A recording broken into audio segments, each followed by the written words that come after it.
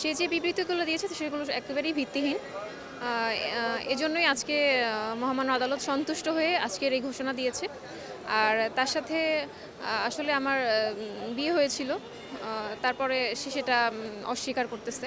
বিয়ে রেজিস্ট্রি করে যে বিয়েটা হয় তা ছাত্রলীগের জন্য সেটা সে করতে পারেনি। করতে ইচ্ছুক ছিল না কারণ ছাত্রলীগের এটা নিয়মের বাইরে।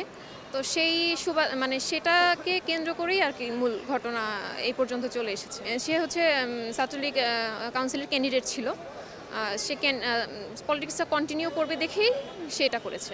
মানে রেজিস্ট্রেশন করে বিয়েটা করেনি। পরবর্তীতে যখন কাউন্সিল শেষ হয়ে গেল, যখন আমি তাকে মানে প্রেশারাইজই করলাম যে এখন তো কমিটি শেষ, এখন তো আর রেজিস্ট্রেশন করে বিয়ে করতে, আনুষ্ঠানিকতা করতে আমাকে সামাজিক যে মর্যাদাটা ওটা দিতে এখন তো কোনো সমস্যা নেই। তখন সে এক পর্যায়ে অস্বীকার করে এবং সে বলে এটা সে কোনোদিনই করবে না। আর সে আমাকে মানে তার জন্য আমি বাসা থেকেই বের হতে পারছি না। সবসময় সে আমাকে প্রাণনাশের হুমকি দিচ্ছে, আমাকে মিথ্যে মামলা দেওয়ার হুমকি দিচ্ছে। আমার পরিবারকে সে হেয় প্রতিপন্ন করছে সামাজিকভাবে। টিএসসিতে পরিচয় হয় ফুয়াদ আমাদের এই মামলার আসামি ফুয়াদের সাথে, এবং পরিচয়ের এক পর্যায়ে তাদের সাথে প্রেমের একটা সম্পর্ক হয়।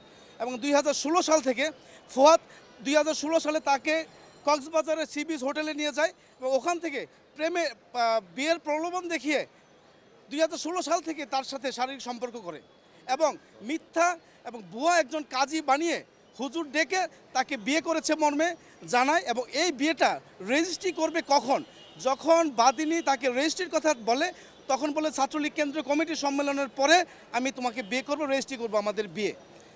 এই 2016 থেকে 2022 পর্যন্ত তাকে নিয়মিত ঢাকার 2018 পর্যন্ত তাকে নিয়মিত ঢাকার বিভিন্ন হোটেলে নিয়ে এবং রিসোর্টে নিয়ে তার সাথে তার ইচ্ছার বিরুদ্ধে শারীরিক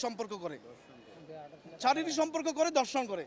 পরবর্তীতে সে বাদিনীকে স্ত্রীর পরিচয় দিয়ে ধানমন্ডিতে বাসা ভাড়া নিয়ে ডকুমেন্টসের মাধ্যমে স্ত্রীর পরিচয় দিয়ে বাসা ভাড়া নিয়ে নিয়মিত ওই বাদিনীকে ওই বাসায় রেখে স্বামী স্ত্রীর পরিচয়ে তার ইচ্ছার বিরুদ্ধে নিয়মিত দর্শন করে।